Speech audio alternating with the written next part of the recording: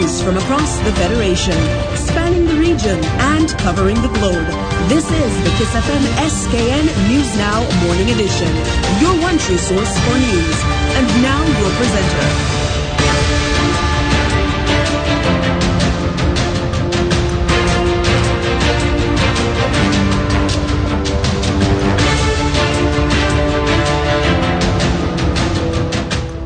Good morning. Today is Friday. It's the 2nd of February 2018. I'm Ebony Brandon. These are this morning's top stories. Nationally, Dr. Terence True has given a clear outline of health fixes a new Labour government will implement. Internationally, mourners in the Democratic Republic of Congo want their opposition leader's body back.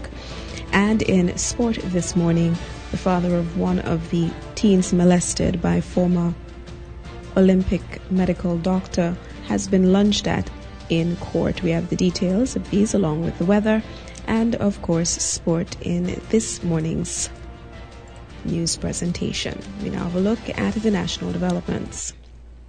Although healthcare in the Federation has taken great leaps forward, there is no question that there's still much to be done. And with high costs of medical care and treatment, especially for persons without medical insurance, and complaints from both patients and medical staff about conditions at healthcare facilities, the urgency to correct the underlying problems is even greater. With these issues in mind, Dr. Terence True has given a clear outline of some of the immediate measures a new Labour Party government will take to address them. On Wednesday, at the St. Kitts Nevis Labour Party's monthly press conference, Drew said what ultimately is required is a complete rebranding of healthcare services in the country and a new and cooperative approach to dealing with the sector. We understand that the human resource is the most fundamental and important aspect of the healthcare sector. The nurses, the auxiliary workers, the doctors, all those who work in health would be treated with respect. They will be treated as a worker who is valued. That is the first thing. And I think in doing that, morale would improve significantly. Secondly, there will be no MRI machine in St. Kitts that is shared between primates, or what we call monkeys, and human beings. That will be totally eliminated. 3, no single family in St. Kitts will use our healthcare system as a profit organization. And most importantly, healthcare delivery to those who access our institutions of health would be of good and stable quality. And I want the population to understand that those are the things we are working on. And let me also mention that we will rebrand, we will reformat, we will significantly improve our primary healthcare system, which will be the backbone of the new healthcare sector under the St. Kitts Nevis Labour Party.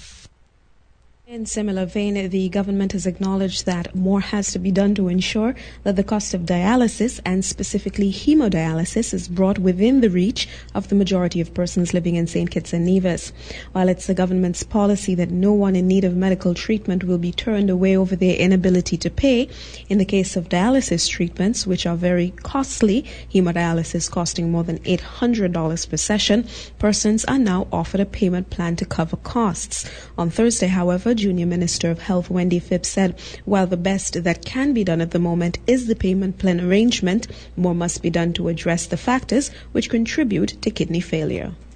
So we are trying our best with the system as it is, but we at least have to try to recover the operational cost for it. I understand the plight of persons who are suffering from kidney disease, but where we are right now in terms of the pricing, until we have some buffer created by insurance coverage, as you so rightly mentioned, we can do no better at the moment other than the payment plan arrangement. But that being said, what I would like to go out as a message from the Ministry of Health and the Cabinet is that what we want is prevention. We want people to have healthier lifestyles so that they do not end up becoming a statistic that would require dependency on peritoneal or worse than that, hemodialysis. And it is for that reason why in 2018 the budget of the ministry had been augmented to cover a build-up, an accelerated build-up in terms of community-based health service response as it relates to treating persons with NCDs at the community level. We would much rather prevent those types of illnesses or control them at the health center level than for them to end up reaching the hospital, being reliant on the dialysis, whether hemo or peritoneal, or worse than that, especially if you have other complications like diabetes that results in limb amputation. Because if it's in the prime of your life, it also means the productivity has been cut, your income earning ability has been affected, and the socioeconomic status of you and your family will likewise be affected.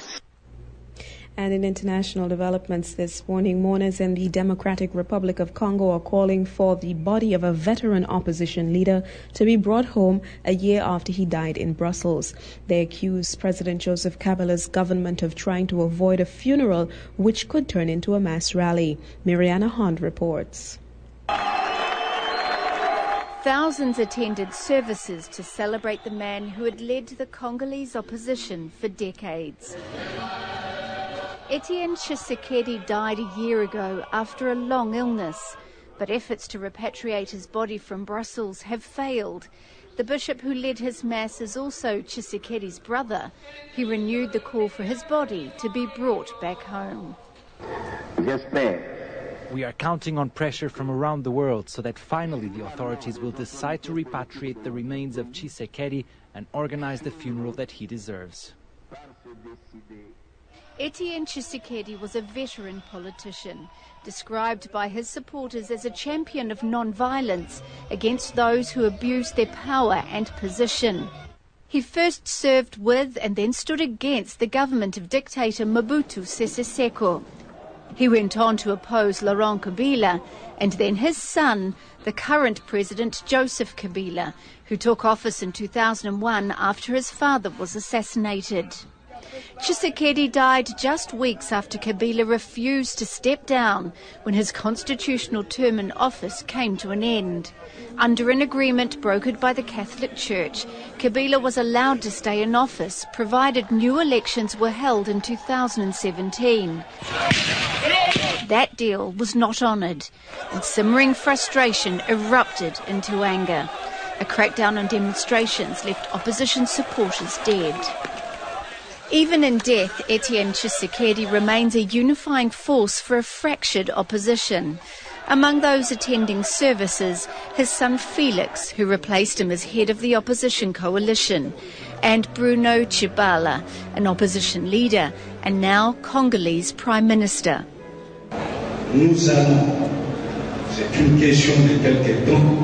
We will. It is just a question of time. Do everything to make sure his body is repatriated so that we can hold a grand funeral worthy of his status as a freedom fighter. Congolese authorities now say elections will be held in December, but Kabila's opponents say it's just delay tactics. And all the while, armed groups are becoming a growing threat in the mineral-rich nation. The fear is of a return to the sort of conflict that killed and displaced millions of people more than 20 years ago.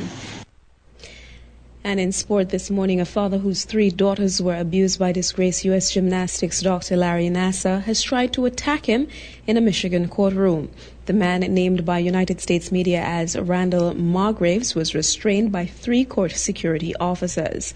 Before rushing to the table where Nassar was sitting, the man had asked to have 5 minutes in a locked room with that demon.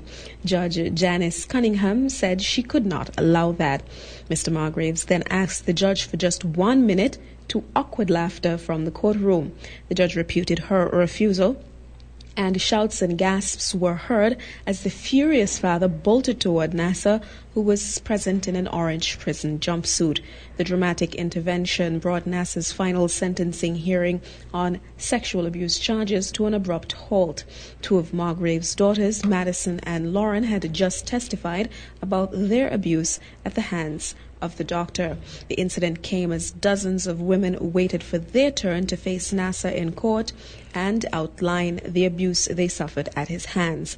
Nasser, a former U.S. Olympic gymnastics team doctor, was sentenced to up to 175 years in prison a week ago after testimony from nearly 160 of his victims. In handing down that sentence, Judge Rosemary Aquilina told Nasser, "Sir, you do not deserve to walk outside of a prison ever again." The 54-year-old was already serving a 60-year in prison sentence for possession of child sex abuse images. Gymnastics and Olympic gold medalist Ali Raisman and Jordan Weber were among those the doctor molested.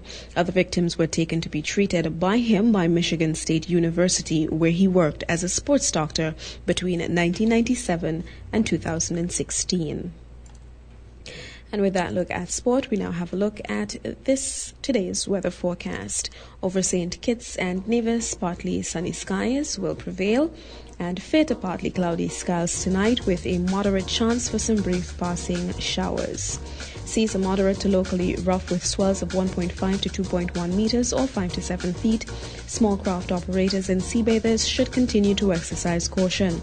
Winds are northeasterly to east-northeasterly at 9 to 17 miles per hour with higher gusts over open waters. The sea level pressure is 1,016.2 millibars or 30.01 inches. The sun will rise tomorrow at 6:42 a.m.